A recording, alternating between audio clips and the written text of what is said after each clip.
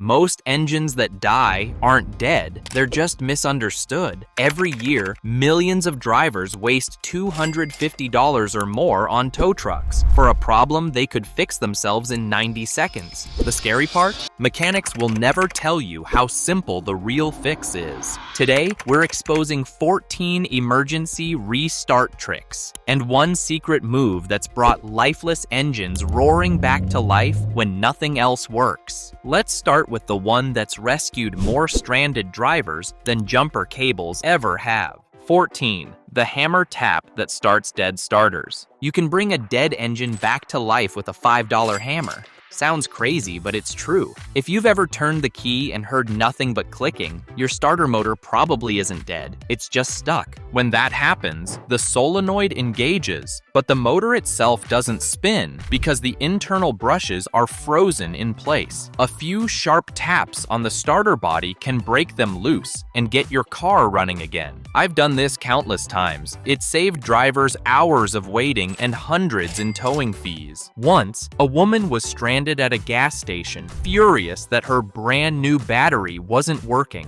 I told her to hold the key in start while I crawled underneath with a ball-peen hammer. 3 hits, nothing. Fourth one, engine fired right up. She looked at me like I was a magician. That's it? A hammer? Yep, that was it. According to Diagnostics, about 35% of failed starters will work again after a few firm taps. The vibration frees stuck brushes or bearings just enough to spin the motor. So if your engine only clicks, find the starter, usually on the transmission bell housing, and have someone turn the key while you tap the starter body. Not hard enough to damage it, just solid, controlled hits. Usually 3 to 5 taps is all it takes. Most people never carry a hammer in their car until the day they really need one. Now, let's talk about what to do when your fuel pump quits. 13. The fuel tank bang method. Ever had your engine die at a stoplight and refuse to start again? That sinking feeling might not be your battery. It could be your fuel pump. Your car cranks but won't start. No sputter, no fire, just silence from the fuel tank. If you turn the key and don't hear that faint humming sound for a few seconds, your fuel pump probably isn't running. And believe it or not, a few sharp hits to the bottom of the tank can sometimes bring it back to life,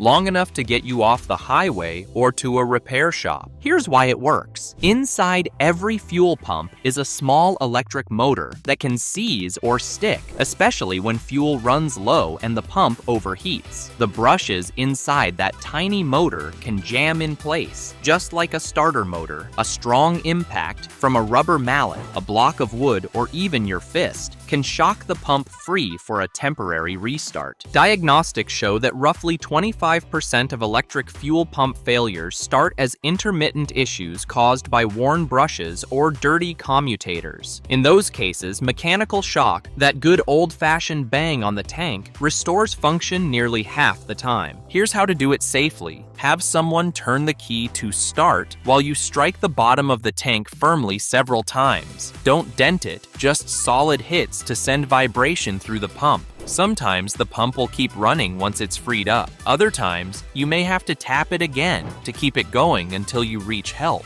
It's not a permanent fix, but it sure beats being stranded in the middle of nowhere. Quick reminder, if this kind of no-nonsense car advice is helping you save time and money, hit that subscribe button now. Now, starters and fuel pumps are electrical problems. But what about when your engine floods? Here's a mechanical trick every driver should know. 12. The wide open throttle, flood clear. If you smell strong gasoline and your engine cranks but won't start, it's probably flooded with too much fuel. Holding the accelerator to the floor while cranking activates flood clear mode that cuts fuel and allows excess gas to clear from the cylinders. Modern fuel injection rarely floods like old carburetors did, but it happens. Failed sensors, leaking injectors, or repeatedly trying to start can dump too much fuel into cylinders. The spark plugs get soaked, can't ignite anything, and you're stuck cranking a flooded engine. Customer called from a parking lot, panicking. "I've tried 20 times," she said. "It keeps almost starting but dies." I could hear the frustration in her voice. "Okay, listen carefully. Floor the accelerator all the way down. Hold it there and crank for 10 seconds. Long pause. "That seems wrong." "Trust me, just try it." She did. Released the pedal, tried again normally. Engine fired immediately. Oh my God, it started. She'd flooded it trying to start it, and the flood clear mode dried the plugs and cleared excess fuel. According to fuel system diagnostics from major automakers, flood clear mode reduces fuel delivery by 80 to 90% and increases airflow to maximum, creating lean conditions that allow excess fuel to evaporate and spark plugs to dry sufficiently for ignition, with success rates of 85% for gasoline-flooded engines. Floor the throttle completely, hold it down, crank for 10 to 15 seconds. I can already hear half of you. Hold the gas while starting? That's crazy. Yeah, that's exactly what the engineers designed it to do. Trust the system. This tells the computer I'm clearing a flood, and it cuts fuel delivery to minimum.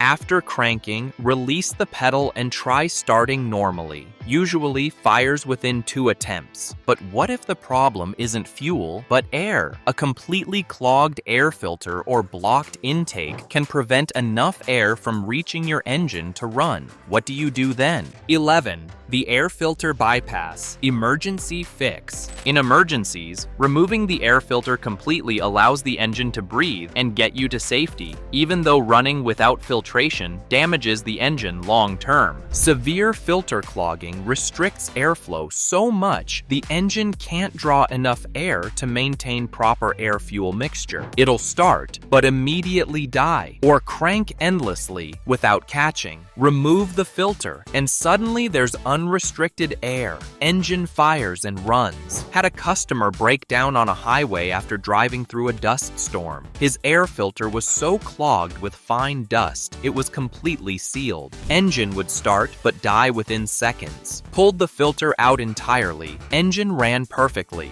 Drove 15 miles to town, running filterless. Replaced the filter, no problems. Engine air intake studies show that air filter restriction exceeding 90% prevents engines from achieving idle speeds, with insufficient airflow causing fuel mixture to become excessively rich and creating conditions where combustion cannot sustain itself even when ignition occurs. Pop your hood, locate the air filter housing, remove the clips or screws, take out the filter. Try starting without it. If the engine runs, drive slowly and directly to get a new filter. You're ingesting unfiltered air that's damaging your engine, but it beats being stranded. Only use this in genuine emergencies. Unfiltered air destroys engines, but temporary operation gets you to safety when you have no other options. Now let me show you the electrical trick that saved countless roadside breakdowns. 10. The terminal wiggle fix. Loose or corroded battery terminals cause intermittent electrical problems that seem random and unfixable. Your lights work, but the starter won't engage, or it cranks but has no spark. Wiggling and tightening battery terminals restores connection and often gets you running immediately. Battery terminals corrode internally where you can't see, creating poor connections that work sometimes, but fail under the high current draw of starting. The connection looks fine externally, but fails when you need it most. Customer's car died in my parking lot after she'd just driven 30 miles without issues. Tried starting, clicking, but no cranking. Wiggled her battery terminals with my hands and they moved slightly despite looking tight. Tightened them properly and the car started instantly. The terminal was making partial contact that failed under starter load. Try this first before anything else. Wiggle both terminals firmly. If they move at all, they're loose. Tighten them and try starting. Even terminals that look tight can have poor contact that causes problems. Takes 30 seconds, costs nothing, fixes a surprising number of mysterious no-start conditions. You know what I find crazy? Half of all no-start calls are loose battery terminals, but nobody checks them first. Why? Because it seems too simple. The truth is, this won't help if your battery is truly dead. The next technique works on any manual and has saved countless people from needing jump starts. 9. The push start technique for manual transmissions. If you've got a manual transmission and your battery is dead, you can push start the engine using momentum to turn it over instead of relying on the starter motor. The principle is simple. Get the car moving, engage a gear while the clutch is depressed, then release the clutch quickly. The momentum forces the engine to turn, and if you've got fuel and spark, it fires. Used this myself when my truck battery died at a remote hiking trailhead. No cell service, no other vehicles. Had my buddies push while I sat in the driver's seat. Built up speed, popped it into second gear, released the clutch. Engine turned over and started running. Drove home with the engine running continuously to keep it from dying. Here's the method. Turn ignition on, depress clutch, shift to second gear, have people push until you're moving 5 to 10 miles per hour, release clutch quickly, engine should turn and start. If it doesn't, depress clutch immediately to prevent stalling. Try again with more speed. Once running, keep the engine running until you can charge or replace the battery. Shutting it off means you're stuck again. Obviously, this only works on manual transmissions. Automatics need different methods and is harder than the manual. 8. The neutral drop for automatics. Some automatic transmissions can be push-started using the neutral to drive drop method, though it's harder than manual push starting and doesn't work on all automatics. Modern electronically controlled transmissions won't work, but older hydraulic automatics sometimes do. You need speed. 30+ miles per hour rolling downhill is ideal. Put the transmission in neutral, turn the key to run position, build speed, then quickly shift from neutral to drive. The sudden engagement sometimes turns the engine enough to start it if you've got fuel and spark. I've done this exactly once in a 1987 Chevy pickup. Dead battery, long downhill, and desperation. Built speed coasting downhill in neutral, slammed it into drive, massive jolt, engine turned a few revolutions and fired. Scared the hell out of me, but it worked. Transmission failure analysis indicates this method risks immediate transmission damage, including clutch pack destruction, pump damage, and valve body failure, with success rates below 20% in hydraulic automatics and 0% in modern electronic transmissions, making it a desperate last resort technique. Only try this if you're truly stuck with no other options and you're willing to risk transmission damage. Success rate is low, damage risk is high. But in genuine emergencies with no other choices, sometimes it's worth attempting. Much better to carry jumper cables or a jump pack to avoid ever needing this desperate measure. Now here's what to do when you've got spark and fuel but still won't start. 7. The throttle body spray trick. Ever been stuck cranking and cranking with no idea what's wrong? This trick tells you immediately if it's fuel or something else. If your engine cranks with good battery but won't fire, spraying starting fluid directly into the throttle body gives it extra combustible fuel that often starts engines with fuel delivery problems. This identifies whether you've got a fuel issue or something else. Starting fluid is highly volatile and ignites easily. Spray it directly into the intake while cranking and you'll get combustion if you have spark and compression. The engine might only run a few seconds, but if it fires at all, you know your problem is fuel related. Bad pump, clogged filter, failed injectors. Engine diagnostic protocols confirm that starting fluid testing isolates fuel system failures with 95% accuracy, with engines that fire on starting fluid but won't sustain operation indicating confirmed fuel delivery problems, while engines that won't fire on starting fluid indicating ignition, compression, or mechanical timing failures. Remove the intake tube after the air filter to access the throttle body. Have someone crank while you spray a 2-second burst of starting fluid directly into the opening. If it fires even momentarily, your fuel system has issues. If it doesn't fire at all, look at ignition or mechanical problems. Don't overuse starting fluid. It's extremely combustible, and too much can damage engines. Short controlled bursts only. Even good fluids and spark won't start an engine with the next problem. In fact, with this problem, the computer won't fire anything because it doesn't know when to fire. 6. The crankshaft position, sensor reset. Modern engines won't start without the crankshaft position sensor telling the computer where the crankshaft is positioned. When this sensor fails, you get perfect cranking with fuel and spark available. Sometimes these sensors glitch temporarily due to heat or electrical interference. Power cycling the system, disconnecting the battery for a minute, can reset the sensor and computer relationship, allowing the system to relearn sensor position and resume normal operation. Automotive computer system diagnostics show that power cycling engine control modules resolves 15 to 20% of intermittent sensor failures by clearing temporary fault conditions and forcing sensor reinitialization, with crankshaft and camshaft position sensors being most responsive to reset procedures. Disconnect your negative battery terminal, wait 60 seconds, reconnect, try starting. This forces a complete computer reset. If a temporary sensor glitch was the problem, this often clears it. Won't fix failed sensors, but temporary glitches respond well to this method. How many of you knew you could reset your car's computer just by disconnecting the battery for 60 seconds? Drop it in the comments. If these emergency restart tricks are saving you from expensive tow bills, hit that subscribe button now, because what's coming next about flooded diesels will blow your mind. Worth trying before calling for a tow. Now here's the mechanical technique when everything else fails. This one allows you to crank out excess fuel before attempting to restart. 5. The compression release for flooded diesels. Diesel engines flood differently than gas engines, and clearing them requires different methods. Pulling the glow plugs or injectors releases compression.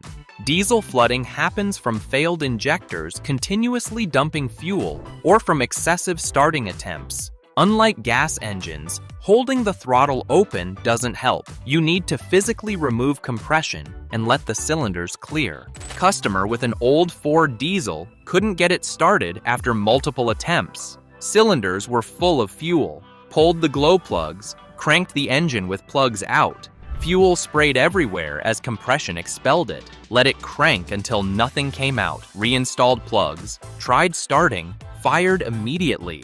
This is messy and requires tools, but when a diesel is truly flooded, it's the only method that works. Remove glow plugs, easier, or injectors. More effective but harder. Crank until no more fuel expels. Reinstall.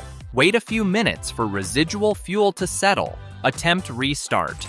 Diesel-specific but essential knowledge if you run diesels. Let me show you the ignition trick that saved countless breakdowns. It is not perfect, but it beats being stranded.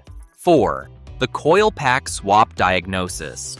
If you've got a no-start condition with multiple ignition coils, swapping them around can identify a bad coil and sometimes get you running on remaining good cylinders. Modern engines have individual coils for each cylinder. One coil fails and that cylinder stops firing, but the engine might still start and run on remaining cylinders, just roughly.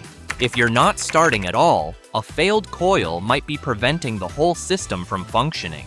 Ignition system diagnostics indicate that individual coil failures cause cylinder-specific misfires, but usually allow engine operation on remaining cylinders. With multiple coil failures or primary coil circuit failures, preventing engine start completely until failed components are isolated or replaced. Pull your coils and swap their positions. If the problem moves with the coil, you've identified the bad one.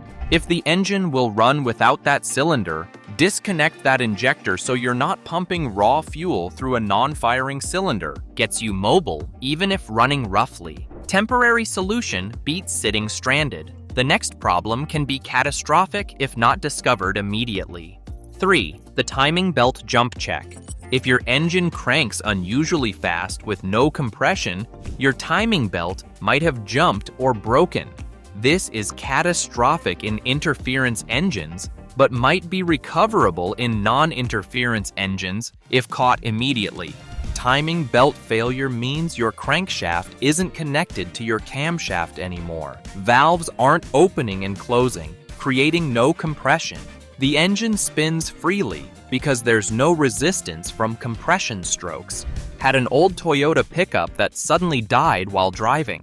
Customer got it to the shoulder, tried starting, engine spun faster than normal with a hollow sound. Checked timing belt through the cover inspection window, belt had jumped 3 teeth. Non-interference engine, so no damage, but it wasn't starting because valve timing was completely wrong.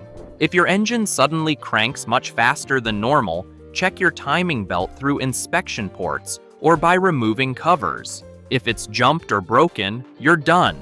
Need a tow for proper repair. But knowing that's the problem prevents wasting time troubleshooting other systems. In non-interference engines, sometimes you can manually reset the belt if it jumped but didn't break. Requires tools and knowledge, but possible roadside in emergencies. Now here's the fuel pressure trick every driver should know, and it'll save hours of misdiagnosis. 2. The manual fuel pressure test. Loss of fuel pressure leaves you cranking endlessly with no start. Testing fuel pressure with a simple gauge tells you immediately if fuel system is your problem. Most cars have a test port on the fuel rail where you can connect a pressure gauge. Normal pressure is usually 40 to 60 psi depending on the vehicle. No pressure or low pressure means pump failure, clogged filter, or failed regulator. Customer's car died coasting into my shop. Wouldn't restart, just cranked. Connected fuel pressure gauge. 0 psi. Didn't hear the pump running when key turned on. Banged on the fuel tank, tried again. Pump came on, pressure came up, engine started. Pump was failing, and the tap shocked it back to temporary life. Fuel system pressure testing standards indicate that fuel pressure below manufacturer specifications by more than 10 psi prevents adequate fuel delivery for engine starting, with 0 pressure indicating complete pump failure, restricted fuel supply, or pressure regulator failure. Cheap fuel pressure test kits cost $20 to $30 and connect to the test port. Turn key to on without cranking. Gauge should show specified pressure immediately. If it doesn't, you know your problem is fuel delivery, eliminates guessing, and directs you toward the actual problem.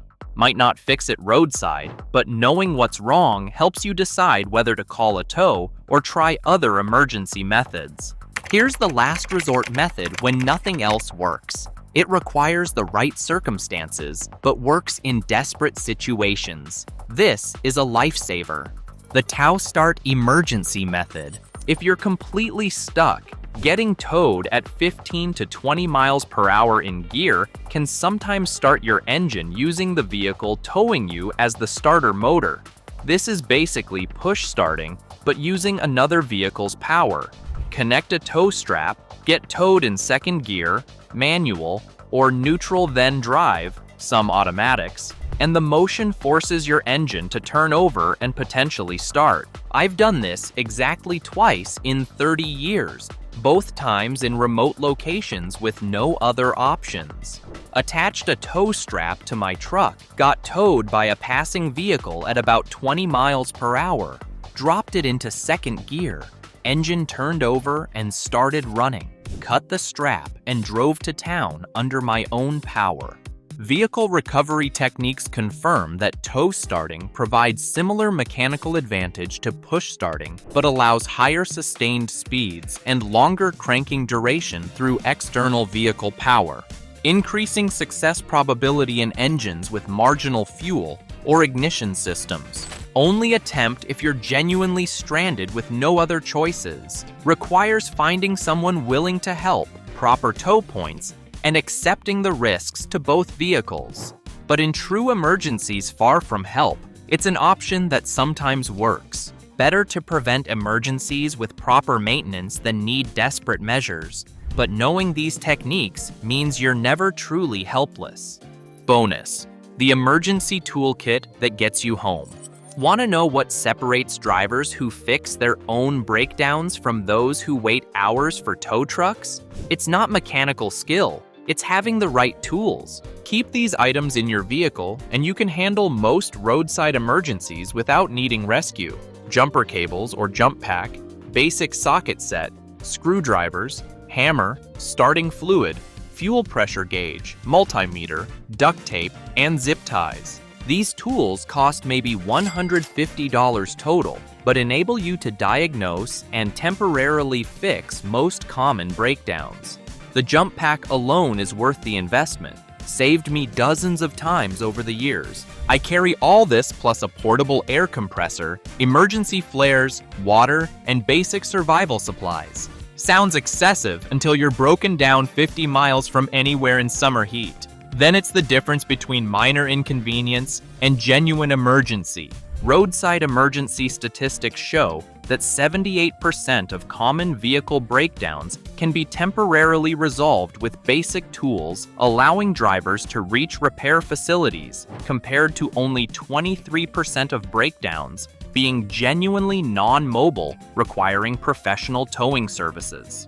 The goal isn't permanent repairs roadside. The goal is getting mobile enough to reach proper help safely. These tools and techniques provide options when facing breakdowns that would otherwise leave you stranded waiting for expensive rescue.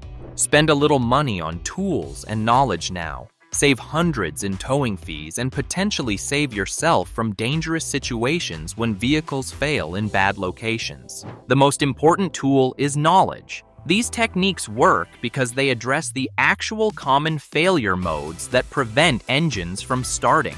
Understand what your engine needs to run: fuel, spark, compression, timing, and you can troubleshoot systematically instead of randomly trying things. Thanks for watching, guys. If you learned something new today, let me know down in the comments. I read every one. You can check out the next video right here. And if you want more hidden car hacks that actually work, make sure to hit subscribe before you head out.